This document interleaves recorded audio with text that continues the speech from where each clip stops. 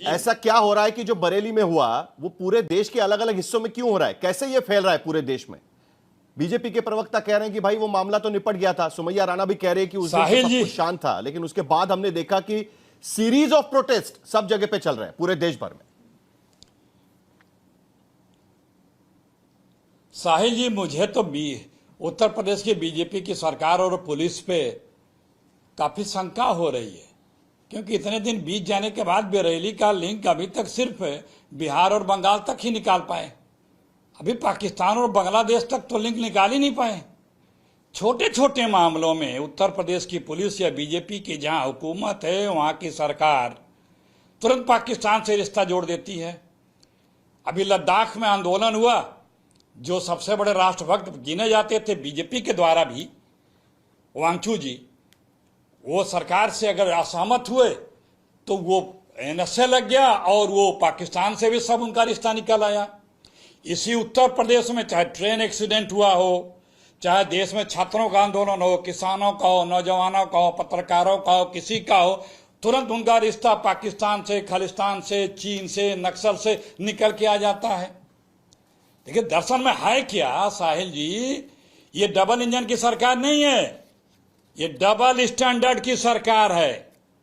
इनके अपने पोषित अपराधी हैं, अपने पोषित क्राइम करने वाले दंगाई हैं और दूसरे भी हैं। तो ये जो नहीं, तो आप आरोप क्या लगा रहे हैं? एक मिनट जरा क्लियरली आरोप लगाइए, घुमा फिरा कर नहीं। आप आरोप क्या लगा रहे हैं कि जो भी हो रहा है वो स्पॉन्सर्ड है, स्टेट स्पॉन्सर्ड है, ये आरोप लगा रहे हैं? ये जो मोर्चा निकला था, वहां पर एजिटेशन हो रहा था, वो स्टेट स्पॉन्सर्ड था, जो पथराव हुआ वो स्टेट स्पॉन्सर्ड था, ये आपका आरोप है? आप कहीं और सुन रहे थे क्या?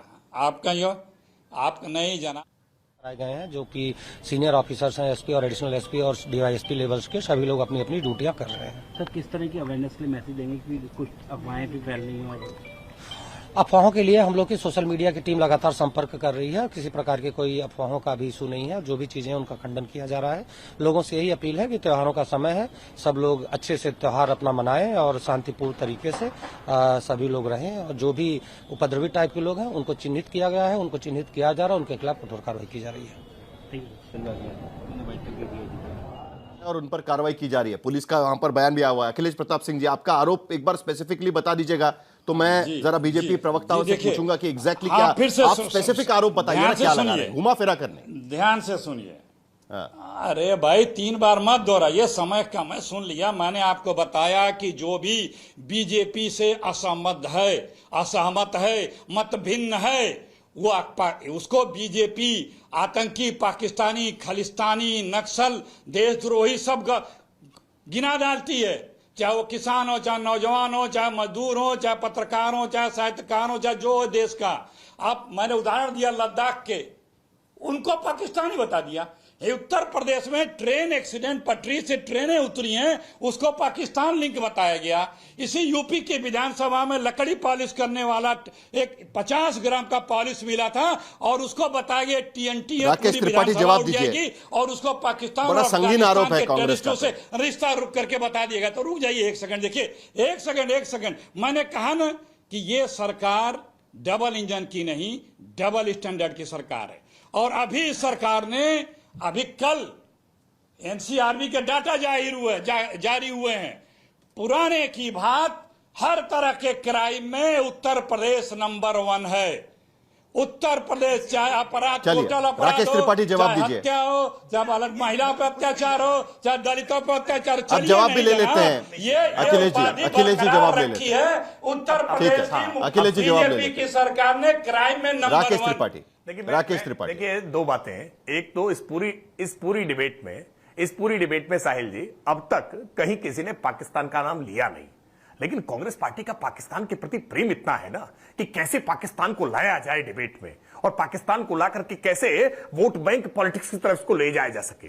हम कानून व्यवस्था की बात कर रहे हैं, हम इस पर चिंता जाहिर कर रहे हैं कि कैसे उत्तर प्रदेश के सांप्रदायिक सद्भाव को बिगाड़ने की चेष्टा हो रही है, ठीक उस वक्त में जब नवरात्रि के त्योहार चल रहे हैं, जब विजयादशमी का त्योहार सामने है, जब दीपावली के त्योहार सामने है। ऐसे समय में सांप्रदायिक सद्भाव को बिगाड़ने की गहरी साजिश और देश भर में चल रही है। हम इस गंभीर विषय पर चिंता व्यक्त कर रहे थे तो कैसे कांग्रेसियों का पाकिस्तान प्रेम निकलकर सामने आया। वैसे चिदंबरम साहब का इंटरव्यू भी सामने आया है, बताया है उन्होंने कि कैसे पाकिस्तान के खिलाफ कार्रवाई करने के लिए अंतरराष्ट्रीय दबाव उनके ऊपर हुआ करता था, उसकी पोल खोली उन्होंने। लेकिन अभी आपने एनसीआरबी के डेटा का भी जिक्र कर दिया। एनसीआरबी के डेटा को ठीक से कांग्रेस के मित्र पढ़े तो एनसीआरबी का डेटा बता रहा है कि राष्ट्रीय औसत से 25% उत्तर प्रदेश में अपराध कम हुए हैं। क्राइम अगेंस्ट विमेन के मामले में उत्तर प्रदेश में बेहद कमी आई है। अगर देश भर के अपराधों की तुलना की जाए तो उत्तर प्रदेश 16वें नंबर पर है। इन सारी डेटा को पढ़े एनसीआरबी का डेटा एनालाइज किए मनमानेपूर्ण तरीके से आकर के व्याख्या करना यह तरीका ठीक नहीं। हम देखिए बहराइच, देखिए एनसीआरबी का डेटा मेरे पास रखा है, कहेंगे तो मैं एक एक डेटा पढ़ के सुना दूंगा, एक एक जो परसों कल जारी हुआ।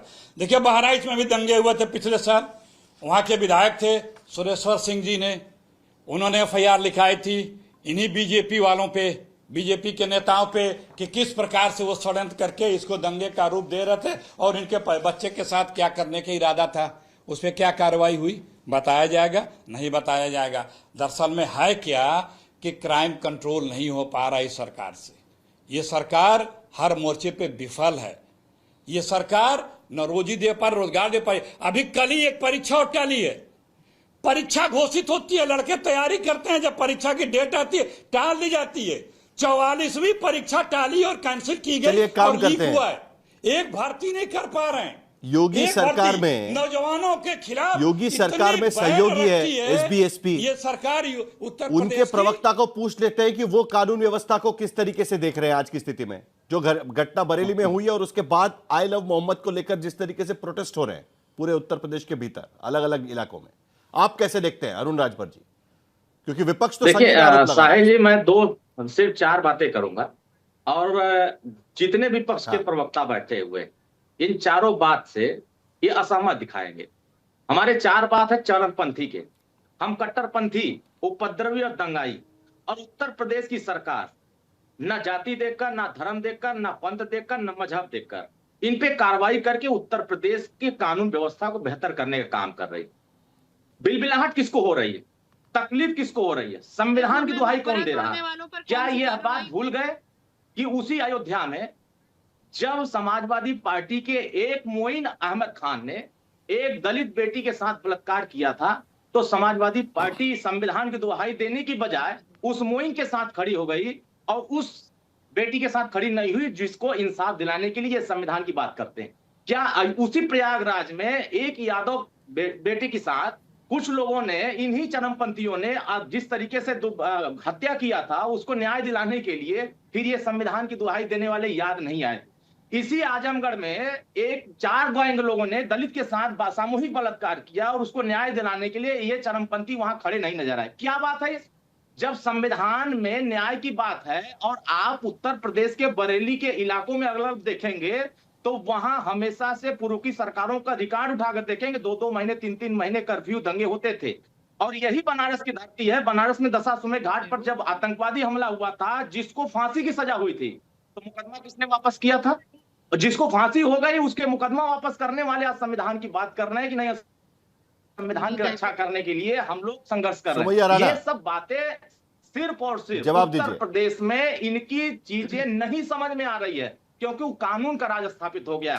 यहाँ माननीय ओम प्रकाश राजभर जी भारतीय समाज पार्टी एनडीए के साथ मजबूत से कानून व्यवस्था मजबूत करने में लगे हैं। आज अपराध कम हुआ है, दंगा खत्म हो गया है, कर्फ्यू खत्म हो गया है, आतंकवादी हमला खत्म हो गया है, लेकिन किस कानून व्यवस्था की दुहाई दी जा रही है जब इसी उत्तर प्रदेश के अंदर एक दलित बच्ची का रेप होता है और रेप जिस बच्ची के साथ होता है उसको रातों रात पुलिस पेट्रोल डाल के जला देती है। उस दलित बच्ची की, उस पीडीए की लड़ाई समाजवादी पार्टी लड़ रही है।